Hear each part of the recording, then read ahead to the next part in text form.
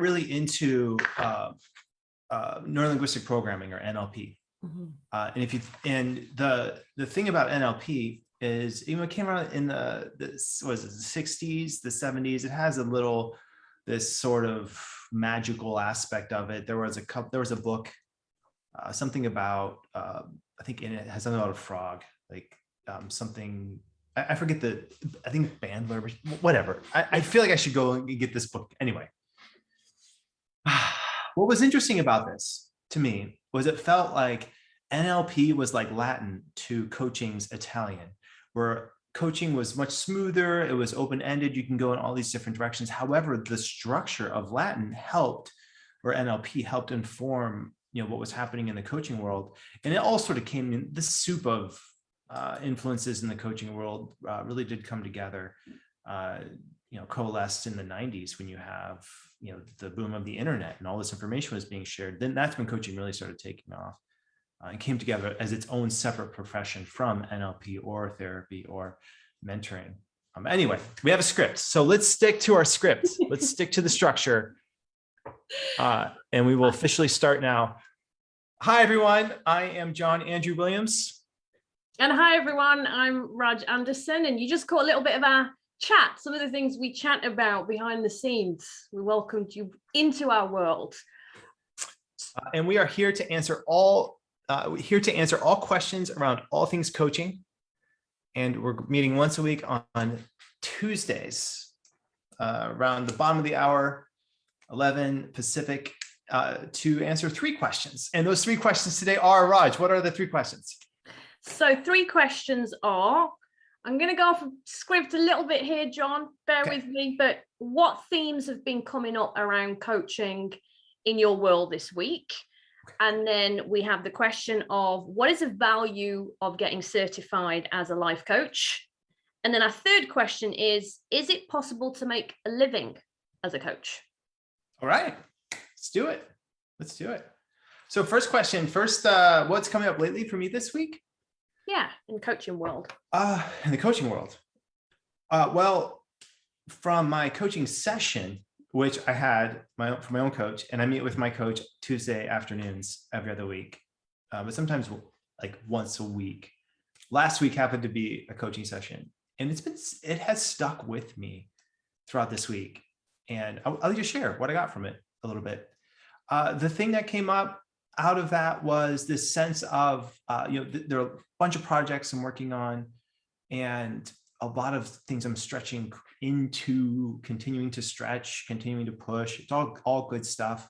But the thing that's coming up for me is, when is enough? Like when is there enoughness happening that I don't have to keep pushing to the next level, which I think is human nature too. And it's what helped me get to this point.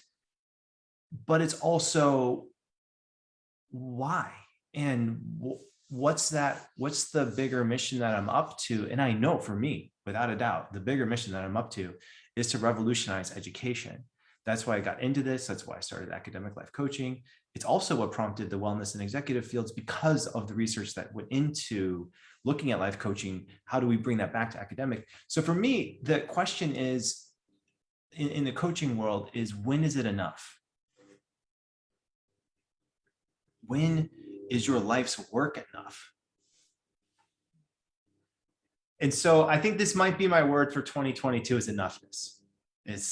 I think what I'm at least for Q4 of 2021, for sure. But that's my personal coaching world. What's coming up for me in this world. What about you, Raj? What's been your big latest insight or coaching thing? Or we can riff on enoughness too if you want, because I'm game for riffing. Well, I mean, I'm just, as I was listening to you, there's lots of parallels. So I have a coach where I have one-on-one coaching, but I just joined a group coaching program as well. And the theme of when is enough was coming up, but also the theme of self-care. And I mentor a lot of coaches. So I was reflecting on some of this and how important it is to make sure that we also have a support system, that you also walk the walk and talk the talk and have a coach yourself, and just trying to find balance between making sure I'm taking care of myself. I feel that I am in a place of enoughness.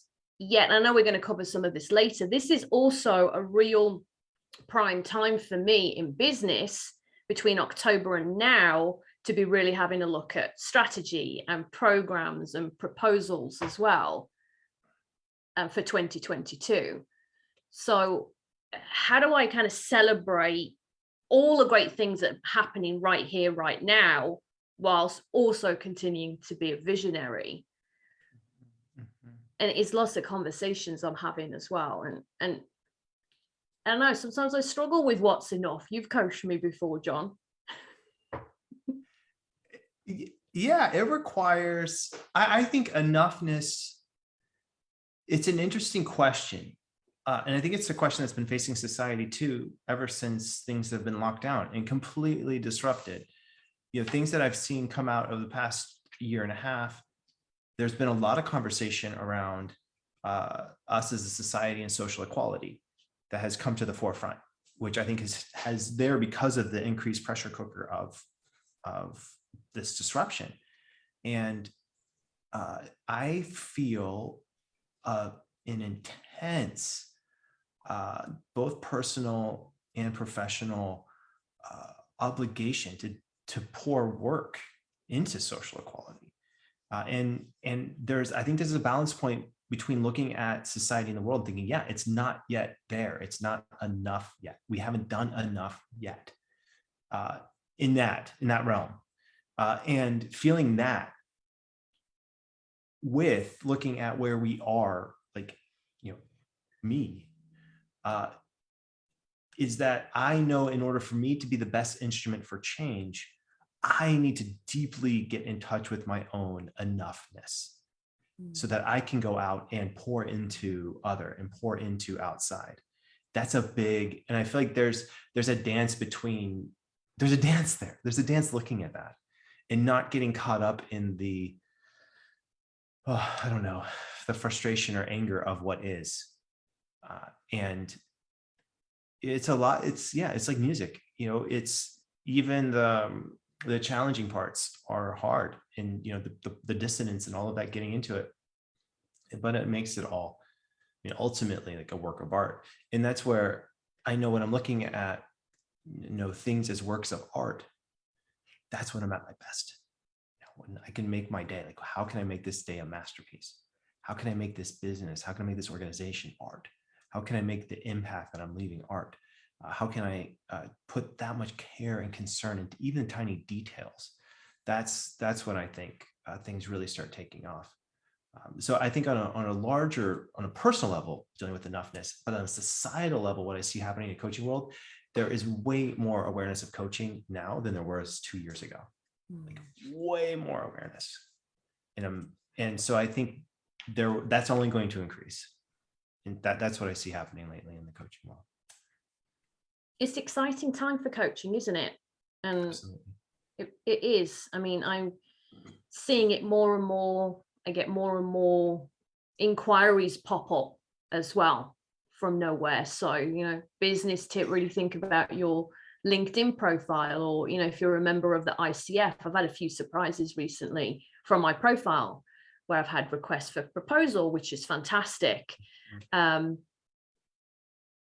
What would you share, John, then about why get certified as a life coach? Like, what's the value in it? Yeah, when I went through, and this is back in 2007. So I started training in 2005. I finished my training in 2007. And at that point, the ICF was around a dozen years old. It really was the premier certification body. It still is. And a lot of HR managers and directors are looking for an ICF certification to hire people. There's also the health board that Training EDU is going after. And that's really exciting. That's relatively new. I think it's 2 or 3 years old. Yeah, they have a relationship with basically the health board that also looks at and certifies insurance companies, or has a relationship with insurance companies.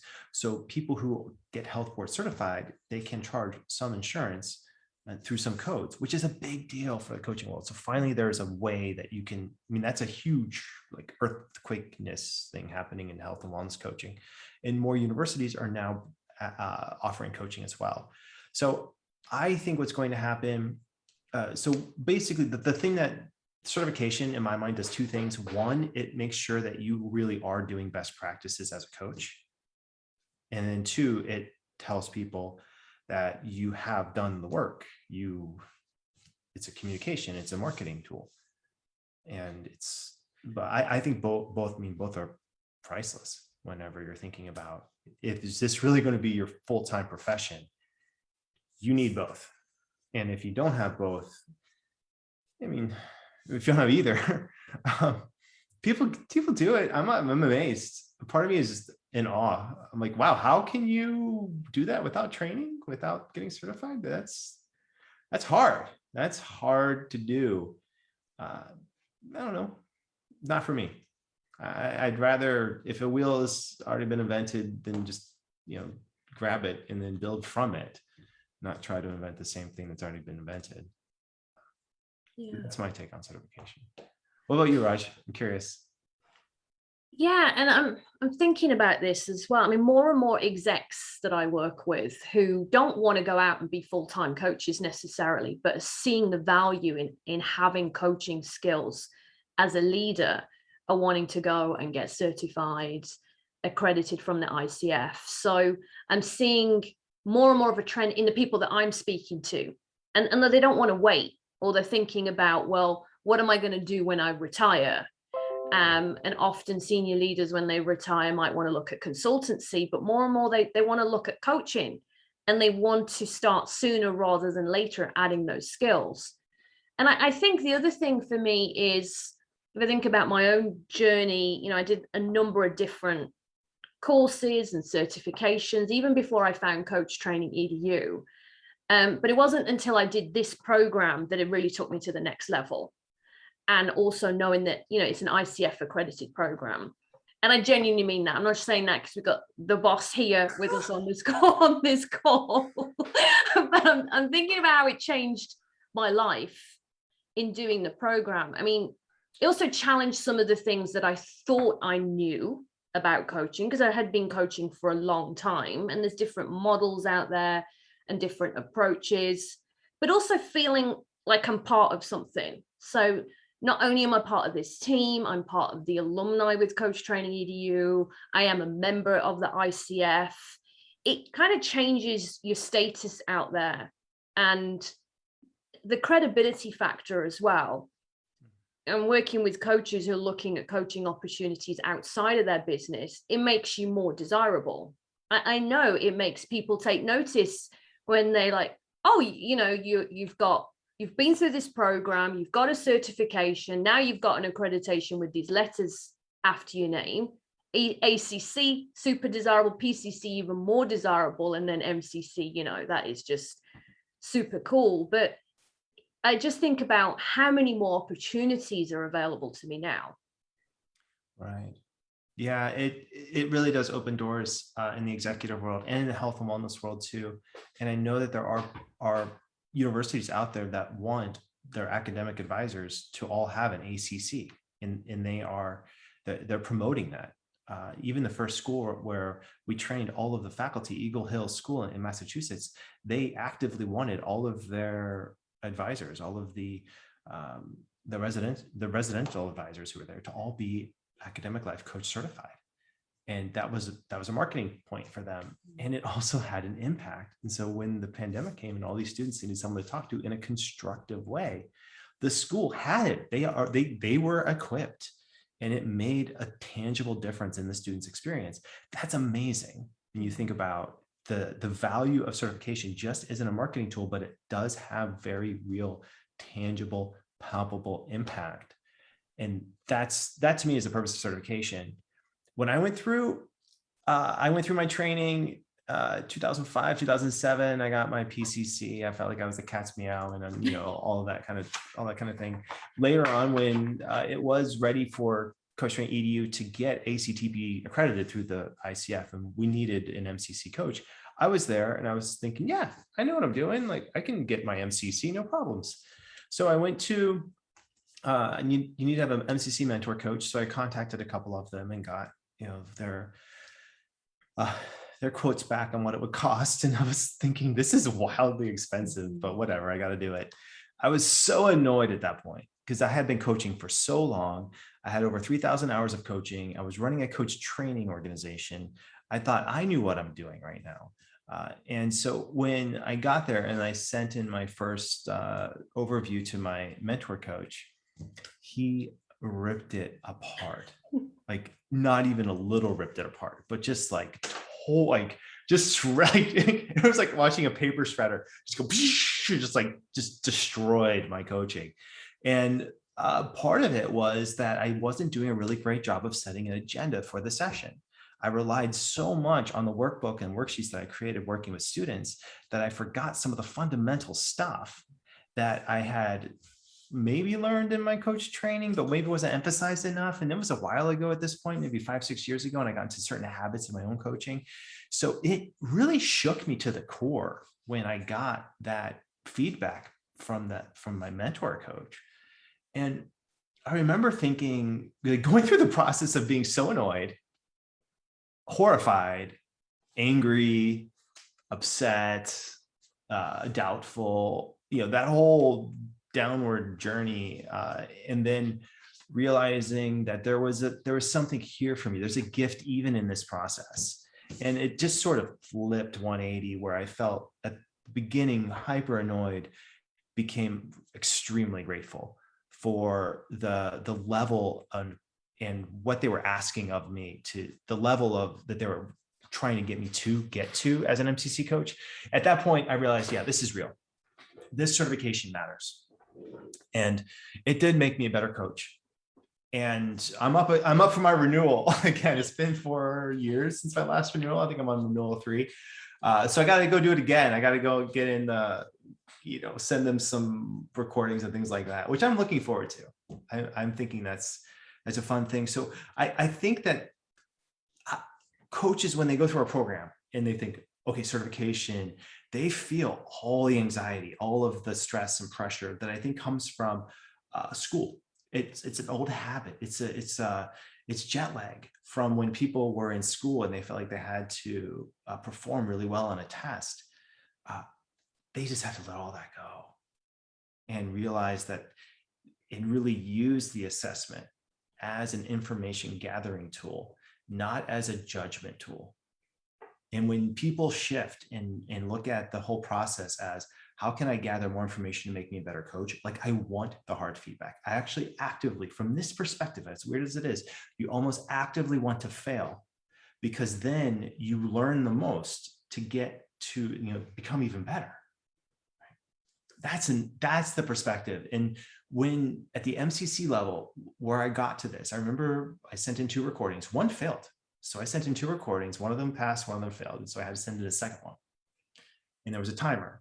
And part of it is just life in general. It's just so hard. And I had to get this done because I needed to get my program accredited. And it was pressure. Mm-hmm. And I remember the session that I was creating this, this recording for, and it was 50 minutes long. And about 20 minutes into it, I felt like I just was hanging on, as just barely hanging on. Like at some point in time, I'm just gonna be like, you know what? This is too intense. I don't know what I'm doing. I'm sorry. I just need to hang up right now and go in my corner of my office and cry. Like, I just need to just take deep breaths, that kind of stuff. And I just felt like I was hanging on, like Spider-Man hanging on to two ends of the train at the same time, just hanging on to the sides of the room. And at that point in time, it really, this thought descended of, I don't care if this coaching passes this requirement or not. This conversation I'm having is A, changing his life, B, changing my life. And I couldn't give a rip if it passes their certification process or not. I'm going to send this one in. And when I got to that point, I knew that I had crossed some invisible line in myself, like some invisible milestone was passed. And I sent it in, and sure enough, it passed. And at that moment, I thought, that's the point. That's the point of certification. is to get to that, cross that finish line, cross that milestone, and then ask yourself, what's next? How can I get better? That's my take on certification. Yeah. So there's a few things I'm taking away. I mean, there's a real surrender there, isn't there? Which some core motivation types can be harder than others, but this is just about that surrender, letting go. Yet the other thing for me, and I was thinking about not being complacent for me as well, because it's ongoing work, isn't it? You're not just one and done. Like you just talked about the renewal for you with the MCC, and I'm thinking about where I want to go next. I was writing down my goals, and I know I have to be mindful of keeping up and sharpening those coaching skills, because I am a consultant, I'm a trainer, I'm a mentor, I facilitate sessions, and those things can come easy, and wanting to be in that expert space all the time. I know that the greatest gift for me has been my own coaching, and to be able to stay in coach mode and not fall into bad habits, because if you don't use it, you lose it as well, don't you? You got to keep it sharp. Yeah, I have a mountain bike coach who I link up with a couple times a season, and he'll get on there and he'll ride too, and sometimes it's these gap jumps and things I can't do yet. I just look at him and like that's there. He psychs himself up, does a couple of these jumps, and he finishes up and swings back around. And I asked him, what's that like? What's that like?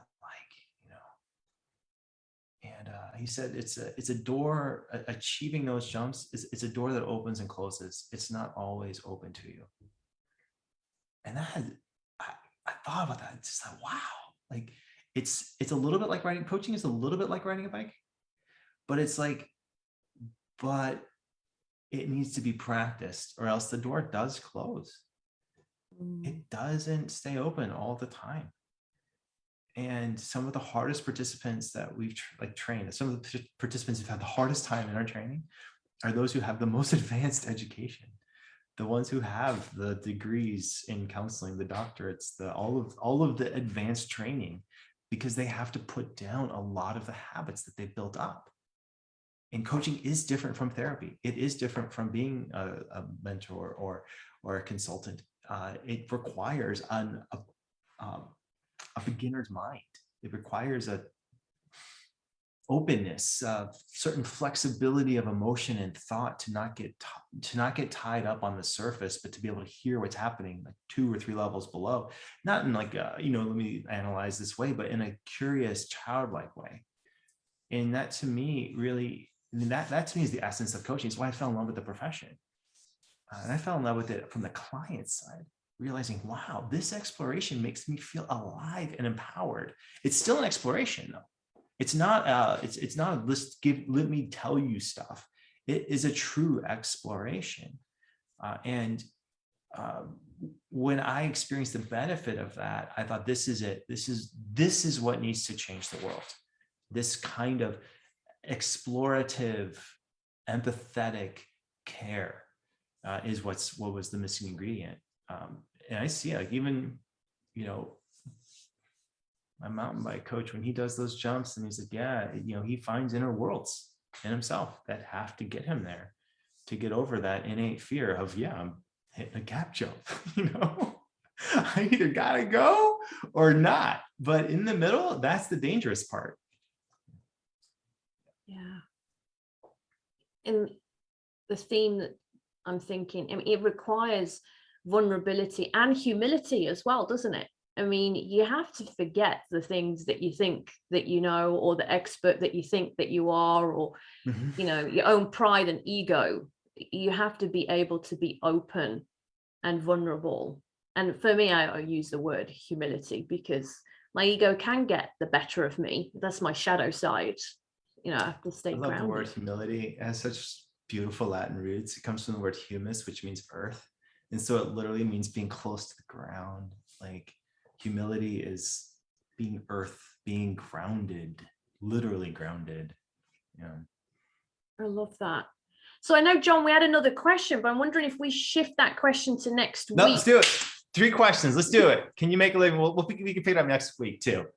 But Should we make a answer, start? yes. Yeah. Is it possible to make a living as a coach? And then we can continue with that maybe next week as well. Yes, it is. I had over 40 current clients at one point in time. And I was charging between 135 and 165 a session. So I was pulling in around 110 a month or more, sorry, 110 a year. A little less than 10,000 a month. That's what I was doing. It sure is. You can make a living as a coach. I mean, we talked about, even in the last few years, what I've seen is just the increase in the demand for coaching. So, and there's different, the way I see it, I'm very honest and upfront. I have different routes and paths which work for me. And I like that, like having flexibility as a freelancer. So I freelance with a number of different organizations. Everything is coaching related though. Even if I am consulting or I'm doing training, I rebranded last year. My business is called Coachability, Cultivating Change. Everything is coming from a coaching informed approach. Yet at any given time, I have 20 of my own clients that I am working with, that I am coaching. So that's through Coachability itself. I run group coaching sessions. And, sometimes you've got to be savvy and strategic as well. So the corporate work that I do, I may go in with consulting, but as a result of that, I get a lot of one-on-one coaching clients. But the other thing I do, I'm a freelancer with a number of universities, education institutes, and other coaching groups as well, because for me, I don't like to spend a lot of time necessarily marketing myself, although there's value in that. But there's value in both, marketing self on social media. But for me, if everyone else is zigging, I'm like, I'm going to zag. What's happening over here? Yeah, I had to spend a lot of years, not with 40 clients, but with 15 clients, 20 clients. I spent 2 or 3 years in that space. It is super hard. There's no way around it. We were super poor. We had no money. It was like,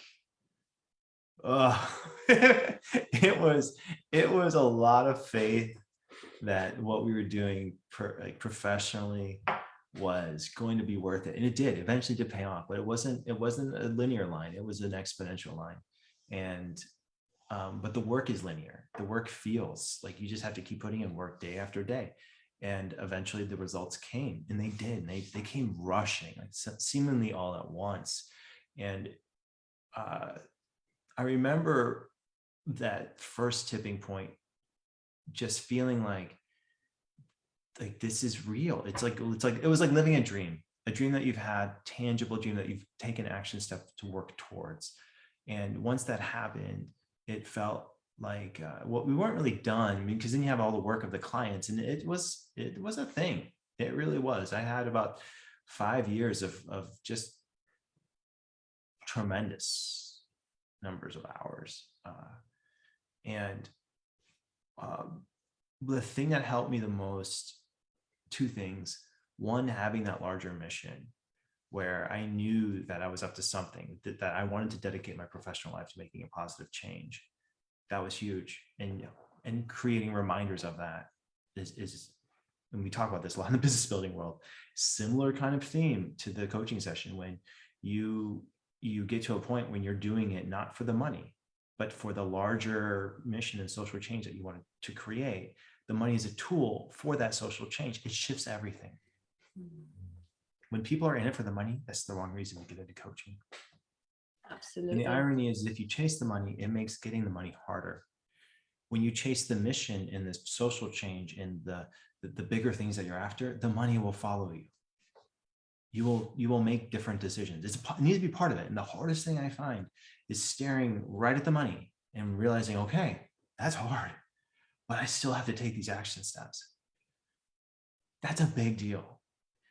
And I have a friend, he was a CFO at a couple of really amazing organizations. He's now working full-time as a CFO. He has a dream job for himself. I'm super happy for him. He often tells me, as long as you're still making moves, you're still winning. It's when you get stuck, when you feel like I can't make any moves. That's when it gets hard. So whatever you have to do to keep making moves, just keep making moves. Keep putting yourself out there. It's hard. And yeah. And I know we're almost out of time, and maybe we can pick this up next time, because I would love to share. This 5 years really struck me because I messed up so many times. I mean, I'm say failure, but there's no failure. There's only feedback. Losing businesses, not taking the right kind of approach, just being really hard on myself. And there was that tipping point. So I'd love to chat more, and any tips that we can share with people. There isn't any fast track. This is not a slim fast approach. It's not like, you have to put the work in. But I think I love when I'm talking to coaches to share some of those things from my experience. And I wish I had somebody at that time to talk to. It was one of the hardest times, but we're here now to answer those questions and support people, aren't we? So anyway, yeah, it's amazing. Like once you cross over that, I knew at a certain point that I'd feel nostalgia for that period of time, and I do. I really do. It felt simpler back then, even though it was really hard. Yeah, this is an excellent place to pick up from. We'll start here. And the second thing, so that was one thing. The second thing is client sessions themselves. Having and feeling like making an impact like on a one-on-one level in someone's life, it's so fulfilling. Your first 5 clients, the value that you receive in terms of business building isn't the money they give you, it's the motivation to keep moving forward, because you feel on a tangible level what it's like to change someone's life. To me, I felt like I want more of that. I need more of that in my life. And when that becomes when that becomes the larger motivation, that's when I hear coaches say that and experience that, I know, yeah, they're going to make it. They're going to make it. I think Right, so what's our closing? Do we have one? Do we have a closing? What's our closing script? Not yet. We'll get one. I guess. Yeah, I think maybe it's just a message for. I'm going to tell people to maybe think about. I'm going to be reflecting on this. I always love to journal after these kinds of conversations. So, what coaching question for people? What are your biggest takeaways from today? Yeah, let's close with an inquiry. So, what's your takeaway, and what's the inquiry, Raj? Takeaway for me is around enoughness. How can I lean into being enough versus doing enough?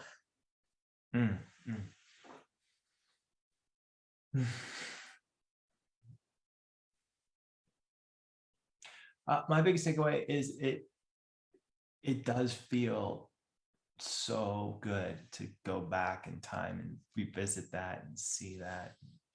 Like, yeah, I'm here now, but it hasn't been a pretty journey. Takeaway for me is, how can I embrace even the things currently not pretty? How can I embrace the not pretty right now? And in the same kind of way, that's meaningful to me right now.